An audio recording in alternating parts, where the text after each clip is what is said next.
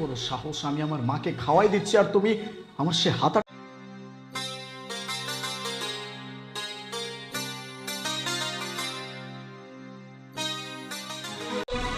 তুমি কি চিন্তা করছো এই মাছের মাথা আমি তোমার মায়ের জন্য রান্না করছি? এই মাছের মাথা আমি তোমার মায়ের জন্য রান্না করিনি। এই মাছের মাথা তোমার মাকে খাওয়াচ্ছ। আমার কত বড় সাহস, আমি আমার মাকে খাওয়াই দিচ্ছি আর তারপরে আমি নিজে খাই। তুমি কেন হাত আটকাইছো? হ্যাঁ, কেন আটকাইছো?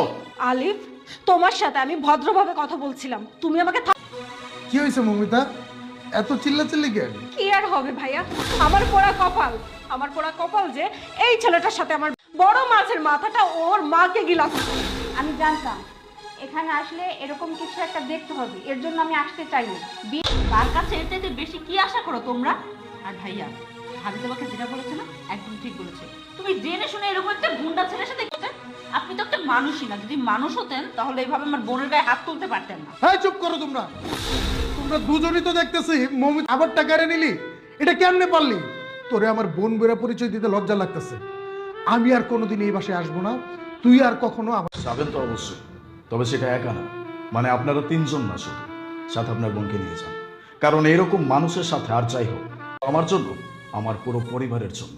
ও আমার পরিবারকেই দেখতে পারে না, আমার মাকেই দেখতে পারে না, তাহলে এমন মানুষ দিয়ে আমি কি করব? হ্যাঁ, আমি আমার মাকে নিয়ে একা অনেক ভালো থাকতে পারবো। চল। না ভাই, আমি ওরে নিতে পারবো না। ওকে তুমি এখনই এসে চলে যাচ্ছ মানে? বোমা, তুমি এসব কি শুরু করলে? বাড়িতে এতদিন পরে মেহমান আসছে, ওরা কেন এভাবে মন খারাপ করে চলে যাবে? আর বাবা, আমার মাছের মাথা খেতে হবে না। বোমা, তুমি এখনো দাঁড়িয়ে আছো কেন? ওদের সহ্য করতে পারতেছি না। আচ্ছা মৌমিতা, তুই একটা জিনিস ভেবে দেখতো, তুই তোর শাশুড়ির সাথে যে ব্যবহারটা করতেছিস, এই ব্যবহার, আমাকে মাফ করবেন, আমি আপনার রিকোয়েস্টে রাখতে পারতেছি না, আমি চলে যাচ্ছি। দাঁড়াও ভাইয়া, ভাইয়া এতদিন যাবত আমি মায়ের প্রতি অনেক অবহেলা করছি, কোনো দায়িত্ব পালন করিনি এই বাড়ির বউ হিসেবে। আপনার সাথে অনেক ভুল করছি মা, আমি তো আপনার মেয়ের মতো, তাই না? আর মেয়েরা যদি একটু ভুল করে তাহলে কি মা কখনো মেয়ে?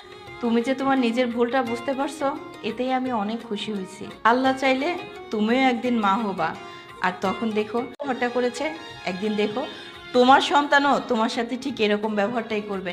যাই হোক, ওরা আসছে, ওদের খাবারের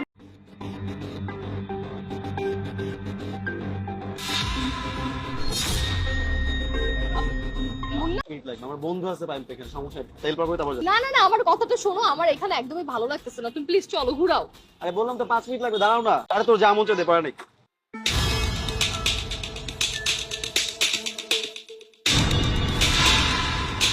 তুমি তোমার ফ্রেন্ডকে মানে বিরক্ত কেন করতেছো? চলো আমরা অন্য কোথাও তুমি যাই। একটু চুপ থাকবা মেঘ।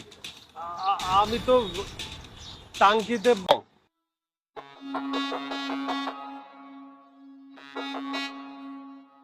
বন্ধু সত্যি করে বলতো তো কি হয়েছে? কোনো যে নিচে তেল ফালাই দিছি। দেখ, একদম মিথ্যা কথা বলবি, তোর ভালো মতো চিনি। আমি যখন পাম্পের তেল নিতে আসি, মিনিমাম 20-25 মিনিট তুই পাম্প থেকে তোরে আমি কি করবো বন্ধু? আচ্ছা মুন্না, তুমি কেন বারবার ওকে ডিস্টার্ব করতেছো? ও অসুস্থ বলতেছে। ফ্রেন্ড জাস্ট চুপ। বন্ধু সত্যি করে আমরা বল কি হয়েছে? আমি যারে ভালোবাসছি সে তো একটা কাল নাগিনি। তো না, সেই ছোটবেলা থেকে বন্ধুত্ব। তুই যে কাল নাগিনীর কথা আমাকে বলতেছিস, হয়তোবা সেই কাল নাগিনী এখন আমার সামনে দাঁড়িয়ে আছে, তাই তো?